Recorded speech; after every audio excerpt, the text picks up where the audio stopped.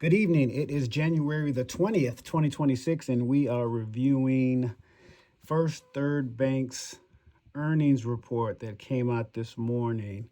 Now, this isn't a report that is part of the playbook, but sometimes we like to review different earning reports for educational purposes.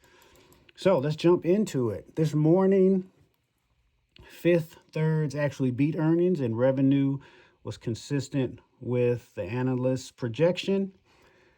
But that doesn't necessarily mean that the stock price is going to go sky high. But it does mean that there is high probability that there will be some movement. So let's take a look at the candles. We're on the 5-minute chart. First candle's a little sketchy. Second one is sketchy. Third is sketchy. So I'm not really confident in actually entering a put, even though my ADX is up. But the candles are not pushing away from the VWAP. Actually, they keep tapping the VWAP. And that's just not a good sign for a put. However, as you go further in the day around 10 o'clock, you start seeing that the candles are reversing. And around 10:10, they are pushing away from the VWAP.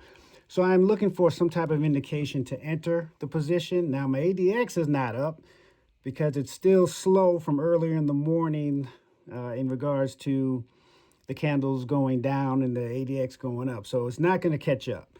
However, I do have a cross on my MACD, which gives me some indication to enter around $48.85. If I do enter that position, I can ride all the way up until around 49.53. The reason why I would get out here prior to this big candle here is because when the candles are roaming the upper VWAP, they're more than likely running out of gas and running out of time and will eventually fall or pull back. Not a bad position, not a bad play. Again, we're looking for reports that will move the market, and we're finding opportunities to enter the market if they present themselves.